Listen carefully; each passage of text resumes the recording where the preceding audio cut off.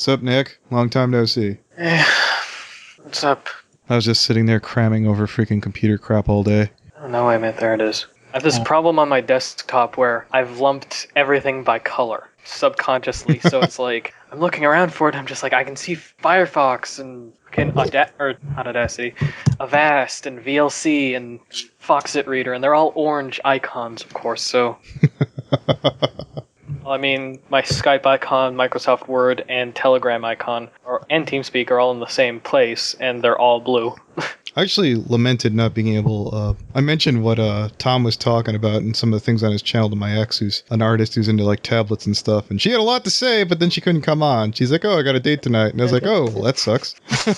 Because every time I've talked to any other artist, like when like showing stuff from like, Rebel Pixels, they're like, oh yeah, my tablet's like $70 or $100. And she's like, oh, see this one here? This is like $1,000. I'd consider it an engagement ring. And I'm like, this is the right person for Rebel Pixels. Just judging by like these $600 discount tablets. I had a tablet up until I had to sell it, so that way I would have enough money to come back up to Canada. So I had an Intuos Pro. It was like a $300 tablet. It worked for what I wanted. Yeah, I think you covered that. Anyway. Problem was that I just didn't need it often enough to really say I can't live without this. Instead, it's more like, this was a nice little extra that I bought for myself. But yeah, I generally just love watching most of these tech channels, and I love them enough to realize that I'm glad I don't know how good the stuff is, so I don't blow the money on it. I forget how many cell phones freaking Tom said. I think he went through like 12 in 4 years. Jesus Christ, what the hell happened? I don't know. I know it was 12. I don't know how long it was, but like everybody in the call when we were talking to him. That's a cell phone a month. I think it's for one a quarter, I think. Yeah? No, you like said 3 or 4 a 12 year. cell phones in a year. For 4 years, 4 years. For 4 years. That's still a lot. Yeah, that's that's still like at least once every, 2 months? I had a basic flip phone. I think I lost it. And then I switched over and I got talked into a Droid, which I was happy to have for the longest time. And then when I signed up for a 2-year extension, they gave me an Apple phone. And I hated it first, even though it was simpler. It's just I wasn't used to it yet. And once I got used to it, I was like, yeah, no, this is fine. It just takes getting used to. I'm assuming that's probably everything else. See, because I'm in a new country, I need a new phone, so luckily my contract in the US is up. My shitty little Galaxy Note 2 is going to be upgraded to a 5. No, this is where Licky would come in. I think he wanted is Galaxy the one that had like the voice from Halo on it? No, that's Microsoft. Microsoft phones are useless. Yeah, I think he said I went out for it and then I took it back or some shit like that. It's a completely unintuitive UI, and the whole thing is actually based off of their old Zune design, and I know that for a fact because I had a Zune HD. I was the one loser kid who had a Zune HD in high school. Hey, I got to play what was it? Oh, AudioSurf. I got to play AudioSurf on a little tiny iTouch Microsoft fucking knockoff. So I was like, you know what? Totally worth it. Unfortunately, the damn screen cracked so fucking often. I'd swear that the screen was made of glass. One thing that I look for in a cell phone, the first thing that I look for is, does it use Gorilla Glass? With that shit, you don't need a fucking screen protector. I've scared the shit out of friends by actually like opening up my flip knife and just tossing it haphazardly onto the screen, and everybody's like, and there's no marks because it's a plastic composite. The covers I've had have worked fine. Believe me, I'm a complete butterfingers when I drop my shit. I haven't broken this one, strangely enough. I have a problem with the fact that anything that isn't Gorilla Glass, I have to replace the screen protector every few years because of overuse or having to like smoothen out the bubbles and everything like that. Like I stopped getting those things that have like the liquid adhesive, and I just started getting ones that I could apply like a sticker. Because I've been applying shit like a sticker for 2 years, working at a large format print shop. So that's practically my bread and butter. So now it's just like done. I got a package of 5 for almost $2 Amazon. It's a really good deal. How much does the Gorilla Glass usually cost more to get? Well, Gorilla Glass is sold specifically to the manufacturer. It's not an optional thing. It's something that you buy based on the model. Most Samsung models currently have a form of Gorilla Glass installed in them. Gorilla Glass 4 is a lot more conductive and allows for multi-touch technology, so like 5-point touch. The issue with earlier Gorilla Glass is that it didn't have that because it was less conductive than standard glass. Is that something that you can only get on iPhones, or is it a feature with tablets no. as well? Gorilla Glass, so far as we know, is not on Apple products because Apple tries to get everything in-house. And the way that they've improved their glass over the years is that they've started using less and less oxides. Whenever you create glass, they're made from metal oxides mostly. But by using pure metals and instead cooking it to such a degree that it does glass over, produces a much more conductive screen because you have more metal pieces in it. So I remember you had a field in metallurgy, I believe, yes? Yeah, I worked at a powder metallurgy plant for a while. I get to know this kind of shit. If I mispronounce any of these technical terms, please don't take offense. No worries. Hey, Tom, how you doing? Yo, what's going on? Hello, Tommy. What title do you want to go by today, Nick? Techie's fine. Okay, that's fine. All right. This is FNGR. Welcome to Limbo Podcast, joined by the following co-hosts, Okizuma, Techie, Yo. and this week's returning King of Limbo, Tommy Oliver. Hello. Now, I had a series of different questions. I know you wanted to get to Microsoft. Are you cool with maybe like addressing Rebel Pixels a little bit first? Or? Dude, we can do whatever you want. This is technically your idea anyways. So, man, whatever you fucking feel like doing, I'm just here for the ride. So. Oh, okay. So let's see. You had an extended period when you were working with the Huion GT /185. I was just curious, how long did they really give for you to review that? And at any time, did you worry that you'd get stuck with the bill because it was taking so long? They probably give you a specific period of time to review it. I don't understand how the lend and review part of that. I mean, the way it works, I'll usually reach out to the manufacturer. I've sent requests to a couple people, just being like, this is like, my channel, this is what I do. I know you guys are trying to get the word out. You're like a smaller company, like I have a channel, I could do this. And I kind of just like leave it open in terms of like specifically what they want, and then I let them get back to me. For Huion, I just kind of reached out to them first. They were one of the first brands I talked to, and I just said, if there's anything you want to send me, if there's anything, you scratch my back, I scratch yours kind of deal, let me know. And so the first thing they did is send me that $99 tablet, and they're just like, yeah, if you could make something for that and also post a text review, that would be good. So they didn't really give me a time frame. I just said like I'd have like between 1 to 2 week turnaround time, just because that's usually how long it takes me to make a video. I put in a week, 2 weeks, write the script, shoot all the footage, and put it all together. So for all those videos, the timetable is usually what I've said it's going to be. The interesting thing with the 185 is that instead of just sending me something, they send me like a 99% off coupon code through Amazon, assumedly to help bolster their rankings on Amazon, to technically have a sale of the thing. So it cost me like $5 instead of $600 and whatever. So you got to keep that bad boy. Yes. So the interesting thing is that despite me not like saying like give me something to keep, every one of these companies who sent me something, it hasn't been a review unit that needs to be shipped back, which is good because I had to ship back the 185 and that cost $90 to send it back China to get the replacement. So if I was shipping these back, it'd probably start stacking up pretty quick. But no, there was never a time when it's just like, oh, if you don't get this done, like we're gonna charge you. So I have another one from a company called Uji right now. Probably gonna take me longer than I expected to get that done, but I'm not afraid that they're just gonna like sick me with the bill because they just kind of shipped it out. So they don't have any of my information right now to charge me, even if they wanted to. So were there any the particular models? Well, I know that since you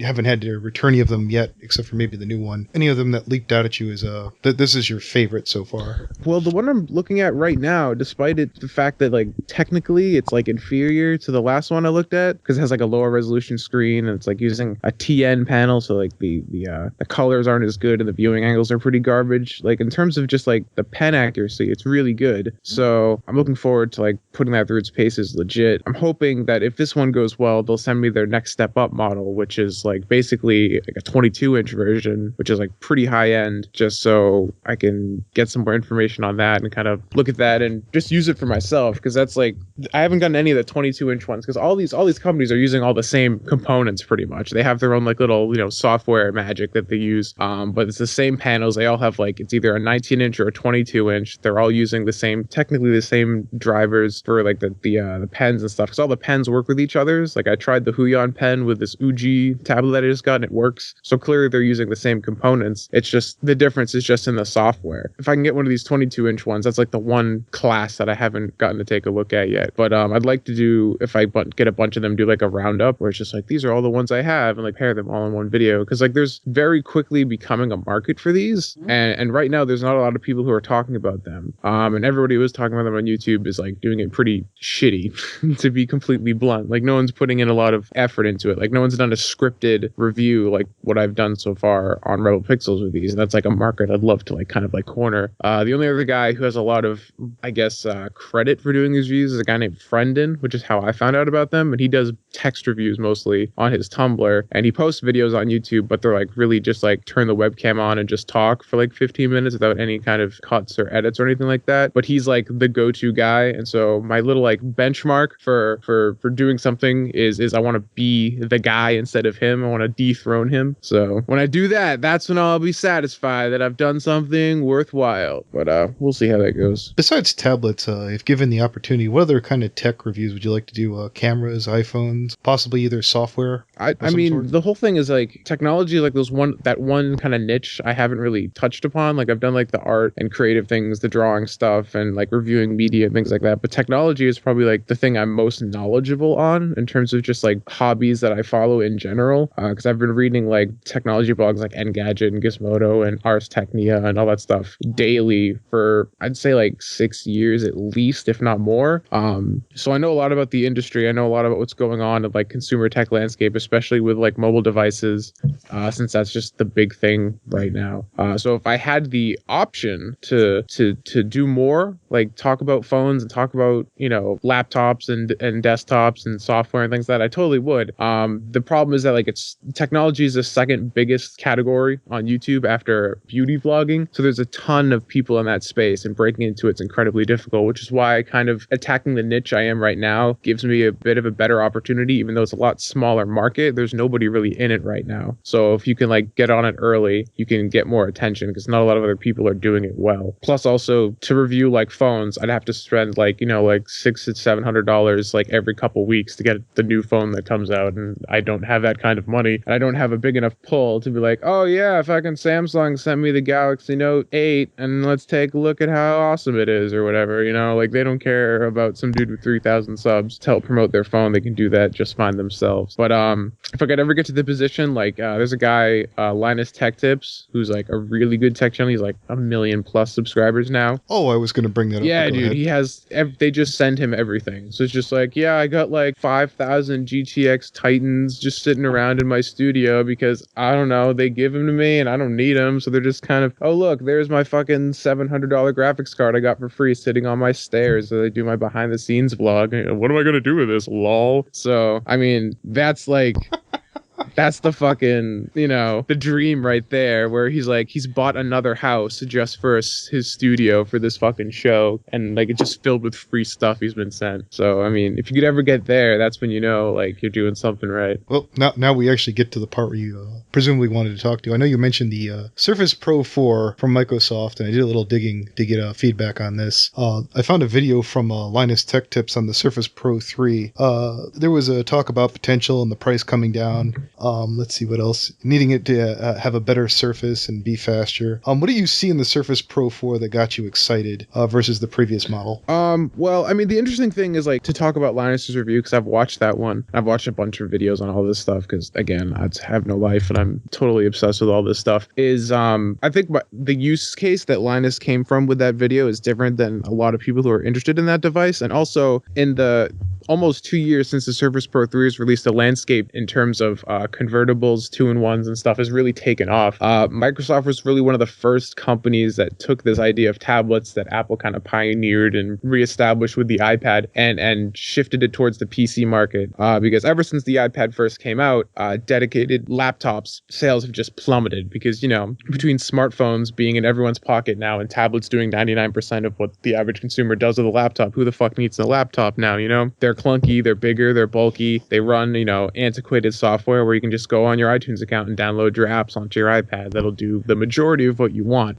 So laptops and stuff are struggling. And even now, like all of the major laptop manufacturers just banded together to make a new ad campaign called PC Does What? And it's like the worst ad campaign of all time. But it just shows how fucking desperate they are, because like it's like they're plummeting in double-digit, like shrinking numbers every quarter now. And so they're all desperate to like be relevant again. But the only one who seems to have like cracked the formula is Microsoft, other than Apple, because of course Apple, anything they can throw their logo on anything and it'll sell at this point. So they can still sell laptops just because they're shiny and they have the fruit on the back. But Microsoft decided to take this iPad thing and do a PC and put Windows on it, because that's all they had. Because what Apple's been doing, which made them so successful, is they had the iPhone, which blew the fuck up. Everybody loves it. And they took that iOS kind of, the phone operating system, blown up to a tablet size. And now they're taking a lot of stuff on their Macs and like taking ideas from iOS and transplanting them in there and kind of letting them talk to each other. And they've gone from the phone and scaled up, because that's where their success lies. Microsoft's coming in the entirely different direction because they have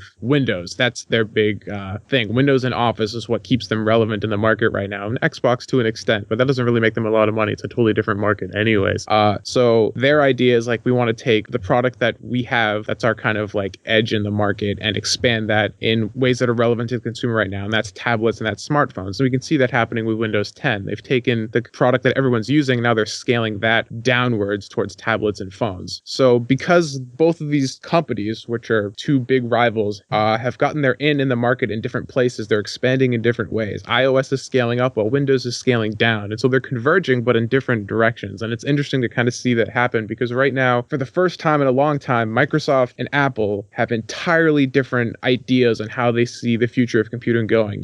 For Apple, because they do the hardware and the software at the same time, they're invested in every stage of the devices you put on, you pick up. So from the wrist to the pocket to, the bag, they want you to have the Apple Watch, which talks to your iPhone, which talks to your Mac, which talks to your iPad, which talks to your Apple TV. And all these devices run different systems, but they all talk to each other really well. But you can't just buy, an iPad and have it do everything. It's an iPad. It's designed to do something on a 10-inch size screen, and it talks to all the other devices that Apple conveniently makes that you could purchase for an insanely high price. So they want you to buy all their devices, run all their different systems, but all those different systems talk to each other, and they're all optimized for that screen size and that kind of experience that product is designed to cater to. Microsoft, on the other hand, says, fuck having to do all that, buy the Surface Pro, which can be your desktop, can be your tablet, can be your laptop all at once, because it's running the same system. It's running our full-sized desktop OS that scales down and dynamically shifts UI depending on what paradigm you're using it in. And so now we even see with Windows Phone,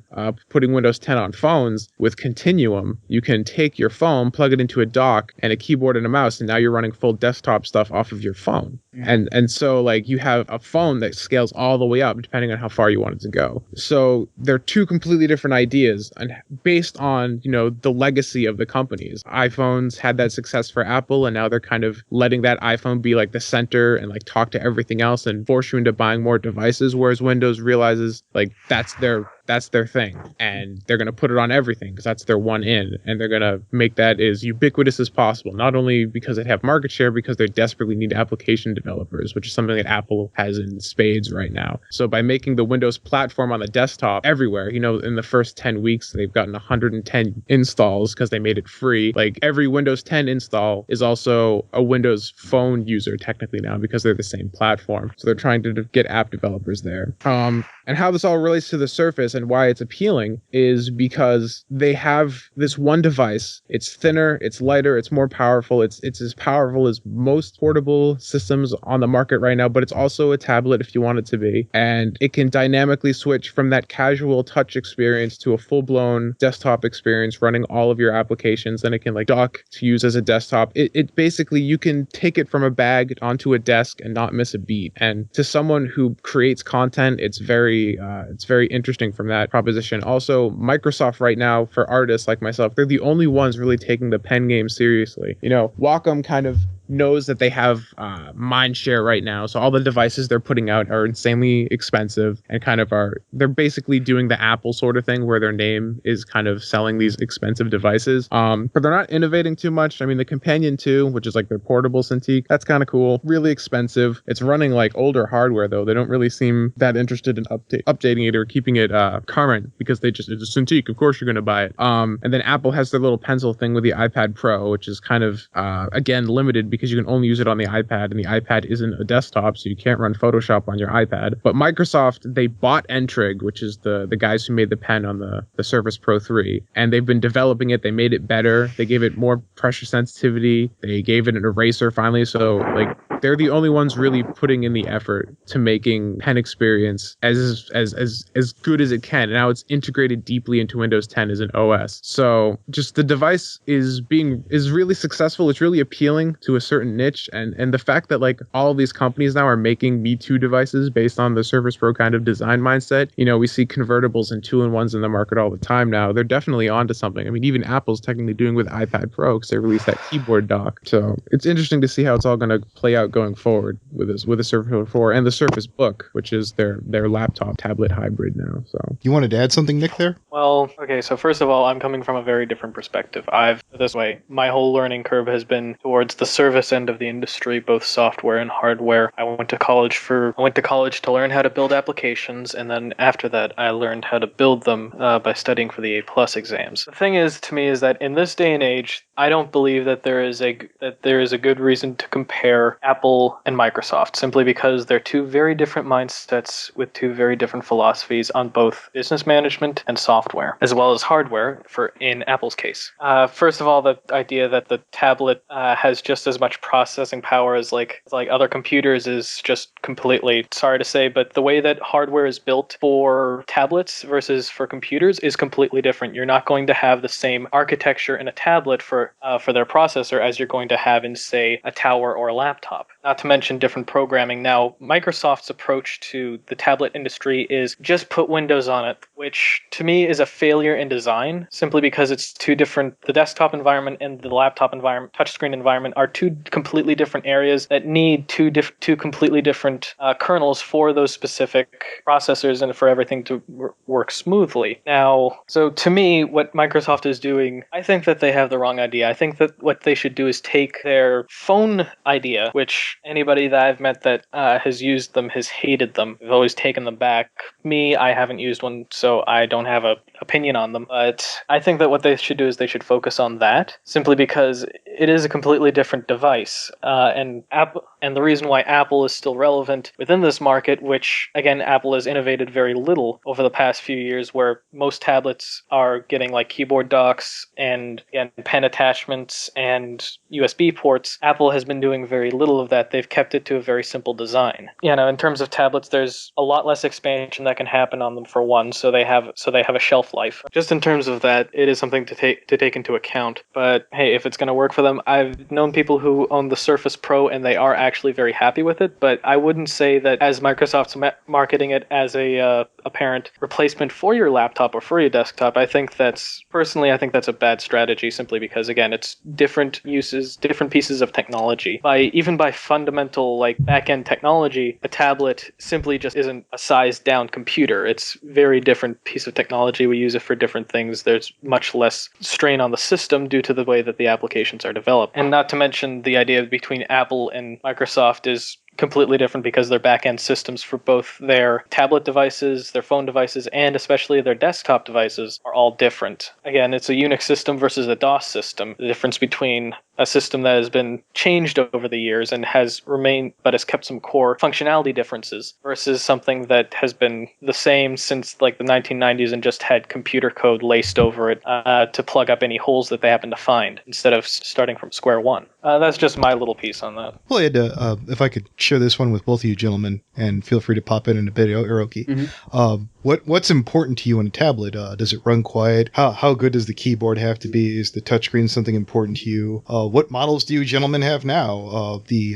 MacBook Air, the XPS 12, or basically the Microsoft model? Something I do want to also mention too is that the idea that Microsoft started the idea of keyboards with tablets is not entirely true either, because I remember having an Asus TF101 back in 2012, and even then they had the Infinity model out in that year. So yeah, I had one as early as 2011. That was my first tablet. It was specifically sold with a keyboard. You had to purchase it separately, but the keyboard both acted as a USB hub, again a functioning keyboard, and a battery extension. I'd like to see that kind of stuff happen with Microsoft and with Apple's innovations in keyboards, but kind of holding my breath on that, because there's a reason why the keyboard itself is like $200. Yeah, I think a lot of that stuff that you're talking about, I think it made sense if we're talking about the landscape 5 years ago, but I think a lot of the stuff has changed now.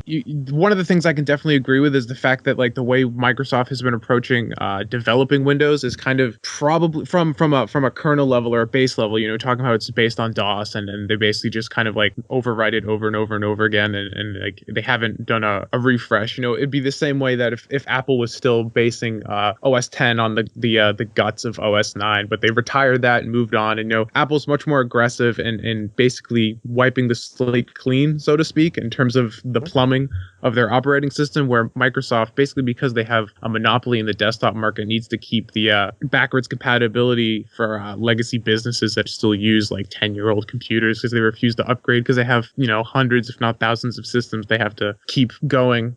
But the interesting thing is, like, 5 years ago when the iPad first came out, the way you developed a tablet versus the way you developed a PC were definitely very different. And even now they are, because obviously the iPad is an ARM-based system, whereas, something like the Surface Pro is an x86 device. And so the guts are different on a very fundamental level. But we see right now, especially with Intel, designing, lower power chips with the Core M, with, their new Atom CPUs. These are products designed to be used in tablets. These are kits that they're making specifically for these small, low-power devices. And even now we have Android phones running x86 processors. The Asus Zenfone 2 came out earlier this year, and that's running an Atom processor, which is an x86 CPU. So we're seeing this convergence right now of manufacturers realizing that mobile and tablets are like where expansion in the industry is happening. So they need to create hardware to work with these form factors. And so a tablet's never going to be your tower PC that's infinitely upgradable, infinitely expandable, but that's not what it's designed to do. And the fact of the matter is, as much as I like,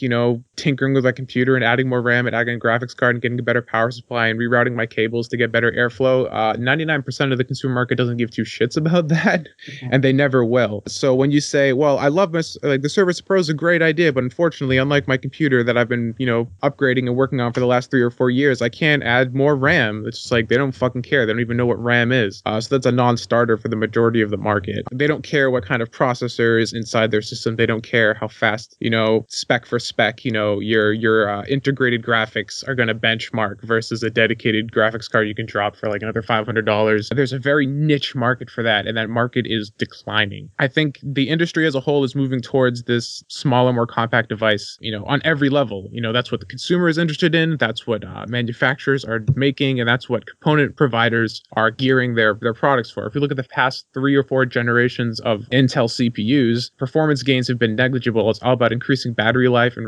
reducing TDP, so you can squeeze them into thinner and lighter devices, which is what make products like the Surface Pro 4 possible. And I mean, when I say that Microsoft is the first to do this real tablet thing, they aren't the first, but they're the first to really gain a lot of consumer traction by transplanting the guts of a PC into a portable device like this. We did have the TF101. I mean, we're going to go really back. We can go back to like 2001 with the TC1100 from HP. That was one of the first like tablets with Windows XP Tablet Edition. So tablets running on PC hardware goes back, over a decade now. But in terms of like things that have really had consumer success, the Surface Pro is probably the one that's going to become, the one that the consumer really understands, or at least their reference point. The same way that we say, you Photoshop something. For a while, we were calling every tablet an iPad in the general consumer market. A couple of years ago, Microsoft made a deal with the NFL so they would all use Surfaces instead of iPads during all the games, and all the announcers would still call them iPads. So they didn't know that the tablets were this thing. It's like, oh, it's an iPad. It's a piece of glass with guts in it, so it must be an iPad. And I think the Surface is the one that's going to get more traction now, especially with it being one of the most successful ones in the market. You don't hear a lot of people talking about the new XPS 12 that just got announced 2 days after the Surface Pro 4. It's a Surface Pro 4 and the Surface Book that the media is talking about. It's what people are talking about, and granted, not to nearly the degree they're talking about like the new iPad Pro or something like that. It's still, Apple still has mindshare on lock and brand recognition. But there's definitely a difference fundamentally between designing for the x86 processor versus the ARM CPU and like what you're trying to do. And the tablet experience is definitely different. That's, I think, one of the things that Steve Jobs realized when designing the iPad that Bill Gates never really thought through when he was trying to design his tablet computer with XP, is that they're just different things. The early tablet computers from Microsoft were called slates. Yeah, they were, and like if you even remember, before the iPad dropped, everyone was calling it the iSlate because that was kind of the buzzword that they used with that form factor. And they were like, is it going to be called, whatever? So up until release, they called it the iSlate, and then when it was called the iPad, everyone kind of made the jokes about it. But that's the name that kind of stuck on, and now tablets are the thing. Because before the iPad really became ubiquitous, a tablet was like a graphics accessory you plugged into your computer to do drawing on. When you said I'm going to get a tablet, that's usually what you were referring to. Mm-hmm. So the naming and buzzwords you use has kind of changed. But I think with Windows 10 and even with Windows 8 to a degree, Microsoft is kind of moving in a direction of making this UI adaptable for multiple use cases. And there's definitely some growing pains. They're definitely not there yet. But this is something kind of unprecedented in terms of like we're going to have one core OS that runs all the way from like Internet of Things, screenless devices, and scales all the way up, to your smartwatch, to your smartphone, to your tablet, to your laptop, to your desktop, to your connected TV and beyond. Like we want to have this one thing run on everything. And now they're changing their business model entirely from Windows being a product to Windows as a service. So like,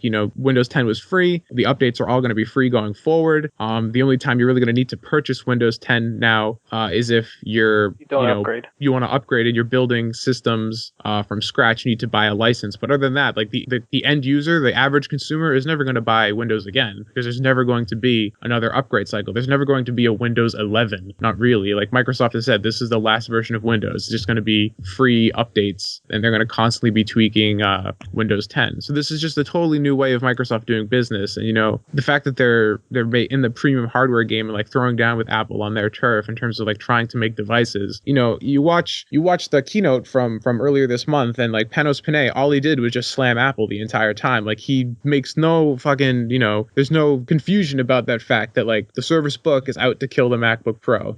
The Surface Pro 4 is out to compete against the MacBook Air. And whether they're going to succeed in doing that, it really depends. I think we're still a few years out before people start to realize that Apple's been treading water ever since Steve Jobs kind of left the company, unfortunately. And the Apple right now isn't really about innovation. It's about doing the basics really well and with as little friction as possible. And they're still really good at that. You use an iPhone and it doesn't have all the fancy tricks that like Samsung brings to the table with the Galaxy Note line. It doesn't even let you download files from the browser, but it does the basics really well. Like you want to check your email, it works well. You want to browse the web, it works really well. You want to get applications, it has every application you could ever need, and it's going to get them before any other platform. Even Google pushes updates to their iOS apps before they do Android for a majority of the cases. So the industry is in an interesting kind of shifting point right now because computing, as we've known it for a while, is kind of on the cusp of becoming something really different. Mobile is a big thing now. We're going to see the cloud begin to take even more precedence as we shift away from local storage for a lot of stuff, which is going to be a growing pain in and of itself. But devices are getting thinner, they're getting lighter, they're getting more portable. And, Apple's solution is obviously to build a new operating system, a new interface paradigm for these products, where Microsoft is trying to say, let's take what we have and let's adapt it so it can kind of dynamically change for each of them. And they're two different ideas. They both have their strengths, they both have their weaknesses, and it's just going to be interesting to see over the next 3 or 4 years as both of these concepts mature how they do. And I do agree with you on a couple of points. Number one, that Windows 10 was a big turnaround for Microsoft, because one of the things I do disagree with is that I think Windows 8 was one of the biggest mistakes that companies made. It was just too much, too fast. And on top of that, the whole purpose of Windows 8, I'm sorry to say, was actually to put it this way. Ever since Windows 8, and even to some degree Windows 10, I've only demoed the thing. but from what A+ techs that I know have told me, the biggest issue is that they're trying to push the whole A+ system out and trying to source all of their customer support to their internal, which inevitably ends up outsourcing it to places like India, and that's why you get somebody that barely speaks English whenever you call in for Microsoft support. Now, this system has worked well for things like Apple, which is already a proprietary system. There's no problem with that, but the thing with Microsoft is the fact that they're a software company first. And so whenever it comes to their lineup, there's too many variables to really have a concise system. And that's why these A+ certifications are so important. But because of the way that they've set up their newer systems, like there are some things that the system will essentially lock you out of. Whereas in like, let's say Windows 7, you could do a keyboard shortcut to get to something like formatting your storage systems, which the only other major point that I actually disagree with on is the idea that things are moving towards absolutely no storage locally, which I think is a ridiculous idea because we're always going to be able to have something within reach. And I'm a testament to the fact that there is no way that every single place can be covered, because right now I am communicating to you on a network that runs about 170 kilobytes per second download and about a fifth of that up. So here's the thing. I don't get half my emails I don't get until I get home. And that's whenever I get onto Wi-Fi. And again, I do respect that it's a different what's the word I'm looking for? Perspective. Again, I'm coming from the industry's back end. You're coming from the front end, the consumer base. And I don't think that it's accurate to say that the niche of people who build computers and that kind of stuff is going away, because a large number of people that I've worked with and that I've actually learned from in this industry are building custom computers for entire businesses, because in some ways it can be cheaper than asking Dell for like, let's say 100 to 200 computers. And especially for smaller businesses, it's cheaper to go with a custom PC to be built around what you need, because I mean, like, hell, that initially a company that I worked for, which was a large printing company, they went out and bought some piece of crap HP desktops for their work, but they didn't have the best graphics. And anybody who works in design or anything like Photoshop, or especially Flexi, which is the large format printing software, is that, excuse me, lump in my throat. Whenever they bought this, they weren't prepared. So my mother got in touch with a friend of mine who worked at a local computer builder shop and said, it's like, our computers aren't working. I don't get it. He looked at one of them and said, you don't have a decent enough graphics card for this. All of your processes in Flexi or Photoshop are going to be taken up by your graphics card, not your base CPU. You need actual good graphics to run these programs. And he's done work for even like tradespeople, or more specifically economy trades, and they also need good graphics cards because they need to be able to support 2, 3, sometimes even up to 5 monitors. I've seen this guy build computers specifically for those reasons, and oh shit, I completely forgot where I was going with this. Do you remember what GPU he had? Like exactly what it was? I can't remember. We bought them several years ago. Yeah. Must have been so cool. But put it this way, HP is one of those manufacturers I just don't trust, because they try to make too many things proprietary, and in the process, it's just like, really? I can't just use a third-party anything with you guys? I mean, all the companies do that. A lot of them do that, and it's just annoying, especially when you're... I remember I was going to Nick for computer advice, and I think he had a meltdown, and I said, oh, my desktop's a Pavilion. What's your laptop? A Pavilion. It was really cheap. Oh yeah, no, HP makes cheap computers, and here's the thing, I know why those kinds of things exist. The problem is not in the computer manufacturers so much, it's in the computer salesmen. Because here's the little secret about places like Best Buy. Whenever you walk in, that person is not looking to actually give you the computer that you want, nor the computer that you need. They are looking to give you, first and foremost, what they have in overstock, because that is how they earn their commission. They don't earn commission on something that isn't in overstock. They earn commission only on their overstock. So here's the thing. People like that, I always tell people, don't trust the good-looking tech. And this is just because these good-looking techs are typically hired by places like Best Buy in order to sell more product. And they know that these people can push units. Yeah, when I bought my next computer, I went to Tiger Direct, and I assure you most of the people in there weren't the good-looking tech type.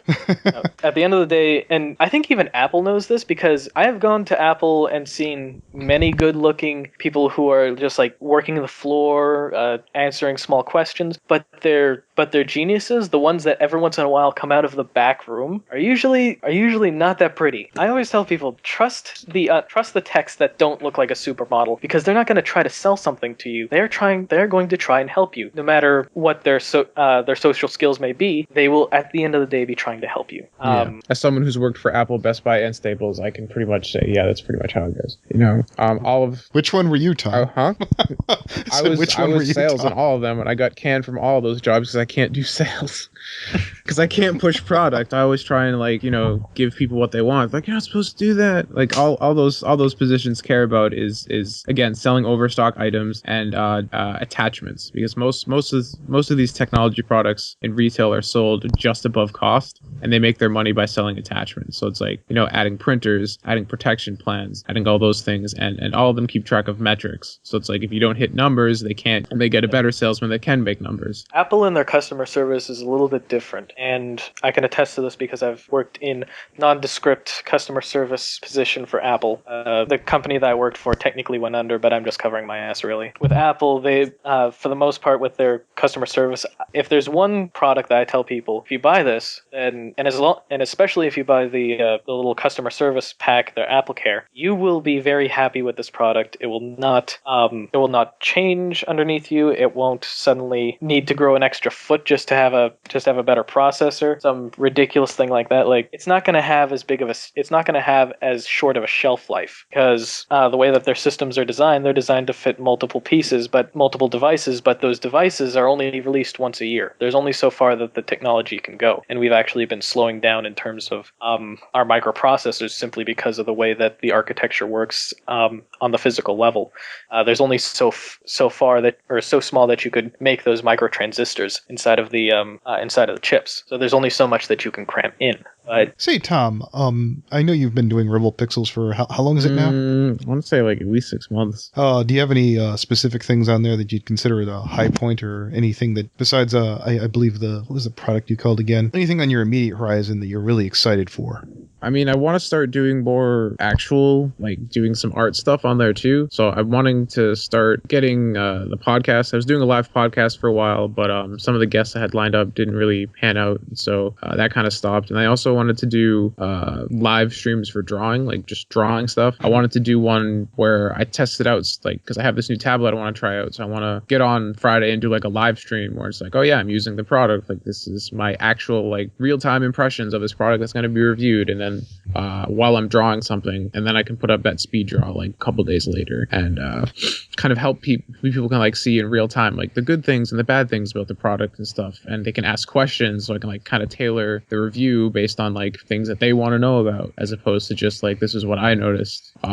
So just getting more interaction. I also want to start doing more stuff with like Sorceress Lost and stuff, and integrate that with the channel. And then eventually I'd like to do some sort of like either like an ebook or a video course that can kind of like piggyback off the channel. Like if people want like more in-depth stuff, that could be like maybe like a paid product or something. So I don't know. I mean, I planned Rebel Pixels is kind of like a long-term thing, and how it grows really depends on feedback from the people who are watching it, and also kind of like the opportunities that come my way in terms of like getting more products with other companies and stuff. So I'm interested to see where it goes. I would actually like to note something too, Tommy, specifically. I know I've kind of like debated with you on a couple of points here, but I do also want to point out that I do respect you as a YouTuber and as an artist, because I've seen a lot of your videos, especially some of your earlier ones that have to do with like just kind of rants on self-confidence. I found a lot of them were, and like getting started on projects. And I have to admit, those are kind of videos that I wish I had known that like existed. Like every once in a while I need to pick me up like that. And honestly, I think that you are doing some really good work. So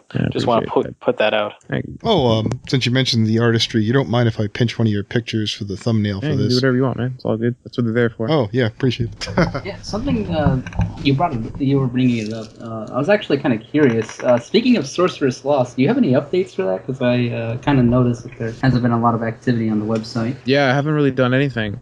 So I'm kind of trying to figure out what I want to do for format. I've been like jumping back and forth with a bunch of things in terms of how I want to do the project. I've gotten like, because it started as the motion comic, and I was doing that for a while, and I've just realized pretty quickly that was like going to be unviable in terms of like keeping it going, just because it would take too long in between updates. I didn't think that would get the momentum for it that I wanted to do. So then I moved on to a regular comic, and I think I'm like 7 or 8 pages into that right now. But I hit a wall in terms of just like not enjoying the process. I was like, well, I could like keep fighting my way through this, but if I'm not enjoying it, like I'm never gonna, like, the whole project is probably like, if in comic pages, like 2,000 or 3,000 pages in terms of like everything I want to do with it. I'm like, if I'm like running out of momentum at page 7, like maybe I should stop and reassess how I want to go about doing this, because, you know, I should be like super hyped to get this done, especially if I want to have something like this large in scope. And the video I haven't put it up. I'm putting it up next week. I recorded it yesterday. Talks about profit versus passion, and basically how when you're an entrepreneur, you have to be the businessman and the artist at the same time, and they're kind of opposing mentalities. And so inevitably you kind of start fighting with yourself if you're thinking about both of these aspects of doing a project of any sort, you know, because the artist kind of has fleeting passions and does whatever it wants and gets inspiration when it feels like it, and it's just like, I'm going to do this thing. And then the businessman's like, that's never going to make money. Like, you gotta do something practical. And normally, you know, if you're just an artist and you're working with a publisher, if you're going through like, you know, the normal kind of channels, you sit in your corner, you do your thing, and then when it's done, you give it to them and they figure out how to get people to care about it. And if you're the business person running that company, you're not an artist, you just kind of look for artists that do something that are cool, that you think will be profitable, and you're not worried about the creative part, you're just like looking at it in terms of numbers. But when you're the entrepreneur, you have to be both, and that's when it becomes really difficult, because you have to kind of find the balance within yourself to do both of these. And I was kind of coming to the realization that like I'm really interested in writing, and like just the art of writing, like telling storytelling through the written word. Like I think that's where I'm strongest, and also where I'm most passionate. But I also think that has like the lowest like chance of being successful business wise, or at least in the niche that I'm kind of in right now. I think books are very viable when targeted to a certain demographic, but I think the kind of subject matter I write about doesn't intersect with that demographic that really reads a lot. So I kind of have to come to terms with like, I know that if I just said, I'm just going to write this as a book, and it's going to be a bunch of books or a bunch of short stories, and I'm just going to self-pub them either through Kindle or like do some free stuff through like Tumblr or some sort of blogging thing that I put together. Like I could definitely like churn these things out like relatively quickly and get them all done. But the business perspective of that becomes much more bleak, because the internet is all about, you know, popcorn entertainment that's really easy to digest. And the easiest thing to digest is visuals, because you look at it, you can instantly identify with it, think if you like it, if you don't like it. Whereas, you know, I've said this a couple times, like you put Twilight next to, you know, H.P. Lovecraft, and just the actual words on the page look exactly the same. You can't make any value judgment instantly. You have to like sit there and spend a couple minutes with both to realize what each is about and make a value call on those. So that by just by definition of what the written word is, it's way more difficult to get eyeballs on it, because it requires attention, and nobody has an attention span anymore. So that's the thing that's always kept me. I think the whole thing is like the artist in me wants to write, but the businessman in me knows that it's a fucking like death trap. Unless you do a lot more legwork, that just means more work for that side of the brain. And so it's something I'm trying to kind of reconcile right now, is like, where do I draw the line between like passion versus knowing that like long term I'd like to make this profitable, be something I can make some money off of. So that's kind of where it is right now, is figuring out format and trying to do that the best it can. And right now it looks like it might end up being a light novel, which means there's like some illustrations strewn about the text, but it's mostly written. That way there's like a visual language that people can latch onto. But the project itself is something that I know I can get done. So I don't know. That's the update that's kind of coming next week. Spoilers, but that's kind of where my head's at right now. I don't know if it'll change, but yeah. As somebody who has had to wrestle with the difference between the business owner and the artist, I absolutely wish you luck on finding a balance, because I couldn't. The business side of me was basically the thing telling me that, you know, what are you doing? It became the anxiety part of me. So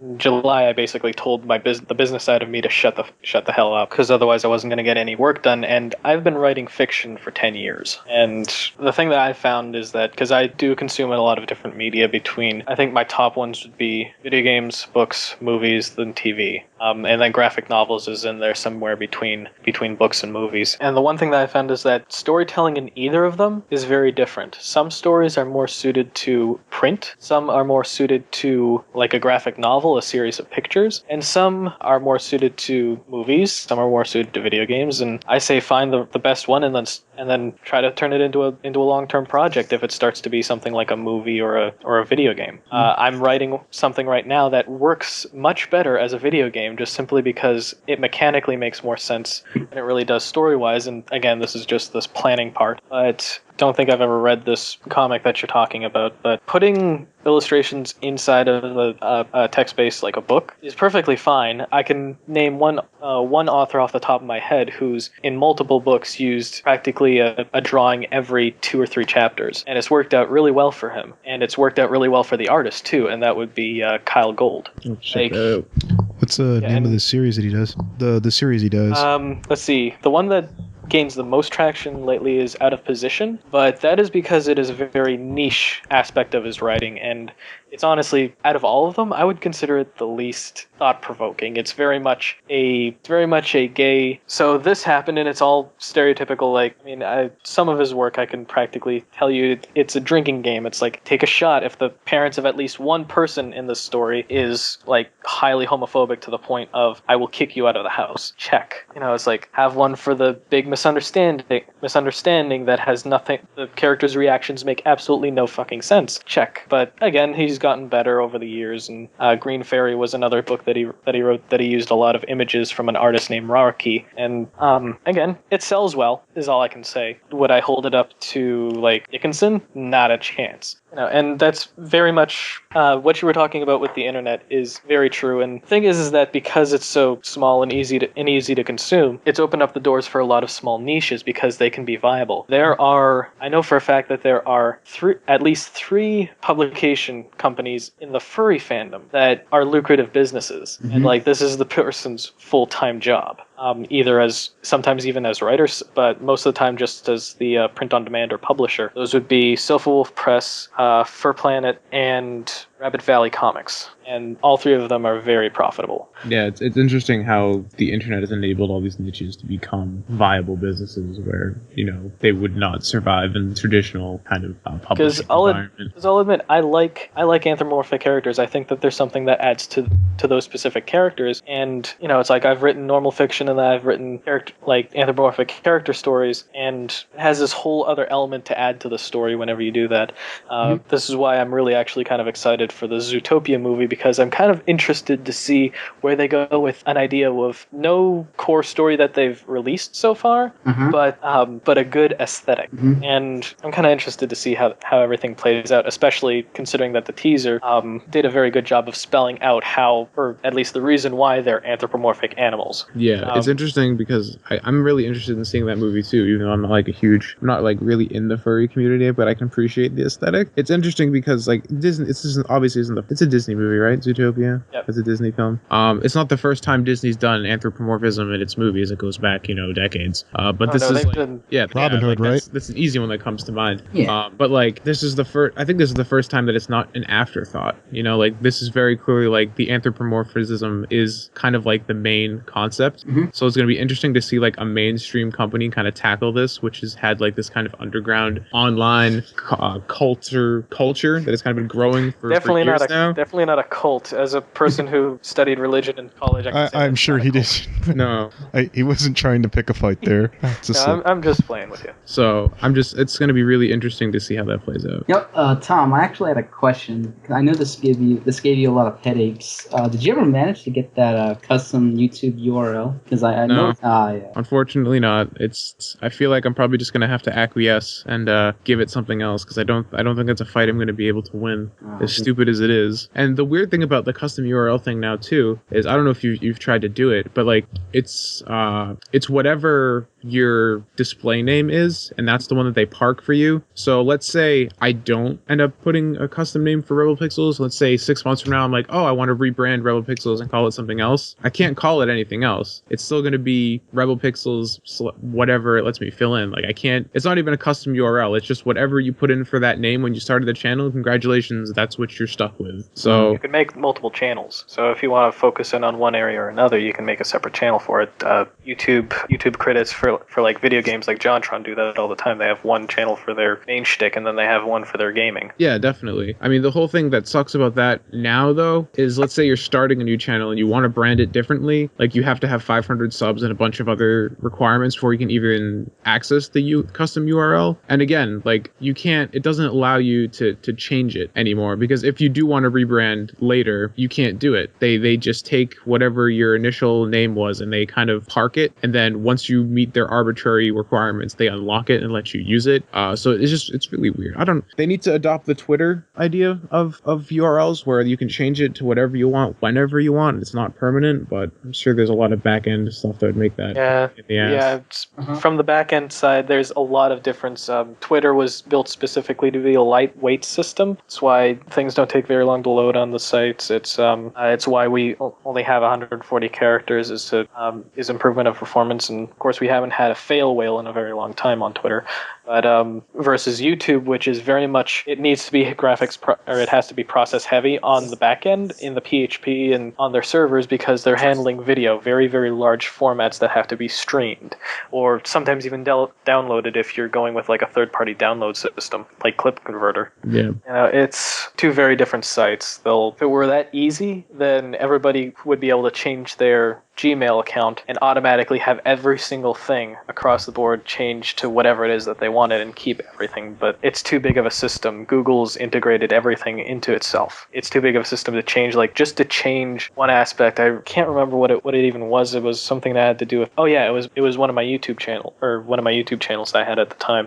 I asked them to change something, and they said that they would do it, but it would take like goddamn near a week. Say, Tom, I wanted to ask one more thing.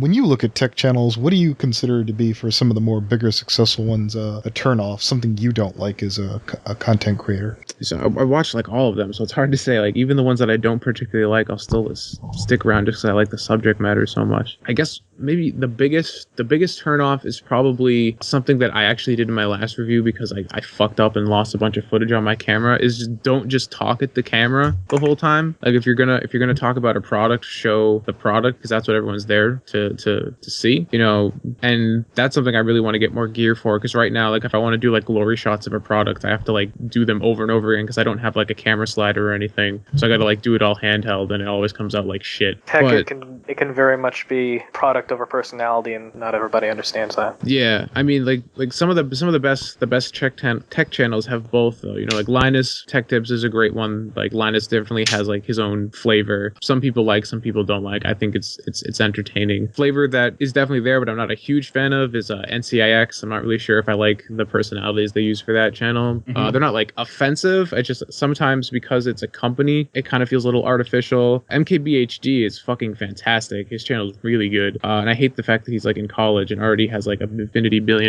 Piece of shit. But his stuff is fucking awesome. He's more popular than I am. He must die. That's really my baseline. If you have more subs than me, you're Satan, and I hate you. But no, his channel is fantastic. But he plays like professional like sports, like for his college or whatever, and makes money off of that. He makes like stupid money off YouTube, and it's like, yeah, this is my camera I shoot with. It's like fucking $8,000. I'm like, get out of here. And here's the thing: in the tech industry, especially again in the A+ areas, so techies, that kind of thing, the opinions can vary, and sometimes quite starkly. I was one of the people that studied Linux in school and actually loved it, and I showed it to a friend of mine, the same friend that taught me how to build computers, how to build PCs. And initially he was like PC all the way, doesn't like Mac. I told him that Linux is a thing, and he's like, don't you have to know programming for that? And I said, no, here, take a look at Ubuntu. And ever since then, I don't think I've gone a single week while I was living in Massachusetts without friggin' hearing about, oh, did you check out this new distro? And I'm just like, Christ, I'm now the rookie. So, which, you know, Linux is its own thing entirely, and it actually has its own area within the mobile. It's called Android. But there's also things like, what was it called? Ubuntu Desktop for Android. And basically what it is that it's a system that allows you to basically plug your phone into a dock the dock has mouse, keyboard, and a monitor, and it becomes a fully functioning desktop version of Ubuntu, all from your phone. That's one of the coolest things I've ever seen come from Linux. And of course there's the portability of Linux and all that other stuff. So I understand that Linux is definitely not a consumer market, simply because, well, it's a free operating system, and there's not a lot of, like, you can't just call into a number and say, hey, I'm having a problem with my Linux computer, as honestly the number of people out there that are Linux certified is low, simply because in order to pass the Linux certification from CompTIA, you have to get 100% on that exam. You don't get 100%, you get 99.9%, and you don't get the certification. And there's a lot to cover in it. That's brutal. So if we, I don't know, I had some extra questions. I'd feel weird about, I don't know if anyone felt comfortable mentioning the TTP topic. I mean, we can try it. I mean, I know a little bit about it, but probably not. I don't know how much I'll be able to carry a conversation on it. But if you want to give it a shot, we can give it a shot. I gave Anthony an earful about an hour before on the whole Trans-Pacific Partnership thing. I was trying to tell him, I was like, look, I'm not looking for an argument. I just want you to be ready. And I was like, okay, you look like you're ready. Yeah, Tom said you didn't sound like he was that interested in it. I saw like a random tweet from him, and I was like, oh, okay, yeah, there's a Jimquisition about this. This is a hot topic all over the internet. But Tom, if you're not ready, yeah, we could skip all that. We'll move on to some random goofy things here. Are there any kind of animations you're currently into? I've heard through the grapevine through some of your friends. Are you watching Rick and Morty or anything like that? I'm caught up on Rick and Morty. It's friggin' fantastic. I have a video coming out about it, but it's not a review. It's actually going to be talking about Rick's characterization at the end of season 2 and stuff like that. I don't want to spoil it, but it'll probably be divisive. It'll probably get people mad at me, which will be fun. You know, I haven't pissed anybody off in a while, so I'm overdue. So there we go. I have a Rick and Morty video coming out in a couple weeks. Oh, you got me swimming uphill, man. I've been fighting left and right trying to get people in being Rick and Morty fans.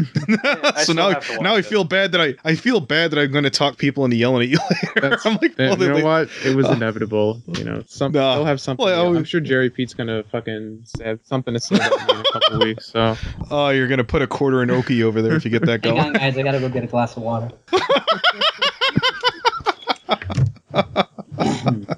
Oh, Jesus. I don't know. I don't know if I ever asked this last time. What's your favorite drink, Tom? I don't drink. Oh, yeah. I just thought, I was like, oh, maybe he partied too much the other day before at BronyCon. But yeah, I remember you not partaking. Next time I'm in Massachusetts, I'll have to treat him to a porn star. It's my favorite drink. Okay. And no, that is, believe it or not a euphemism. It's an actual drink. No, I believe it too. I remember I bought Digi and I think his brother a blue motherfucker. If you've ever had one of those, you know what's really sad? We're in a Baltimore bar and I asked for a Baltimore Zoo and I had to look it up on my phone. I'm like, are you serious? This is stupid. Jesus Christ! Let me down. You've let me down, Baltimore. You have no use to me. You're dead. Let's see. Porn star is really easy. Blue curacao, raspberry sourpuss. Some people add vodka, some people don't. And, Sprite. I usually substitute the raspberry sourpuss with banana liqueur, and it comes out neon green. I love it. I'm a big fan of liqueurs. I'll definitely be recommending that next time I get on Pub Crawl. I think we're good, unless anybody else wants to add anything. Good. All right. I'm glad we had you on, Tom. Did you get your fill? Man, I'm good. All right. Gracias. All right. Probably kill it recorded.